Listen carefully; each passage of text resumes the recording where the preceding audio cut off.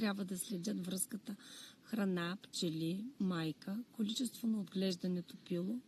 за да се поддържа в активно състояние семейството през целия период на нарастване и особено при подготовката за главната паша.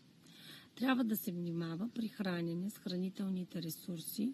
от загинали семейства по неизвестни причини или от неизвестни източници, за да не се пренесат болести. През последните години, поради високите изисквания на страните от Европейския съюз, производството на качествени и безопасни, беззамърсителни пчелни продукти е наложително и в тази връзка като стимулатори се предлагат етерични масла, растителни екстракти, органични киселини, които не са токсични за хората и пчелите, съдържат се в натуралните пчелни продукти, имат стимулиращ ефект върху развитието и може да се използват като алтернативни средства за борба за много болести.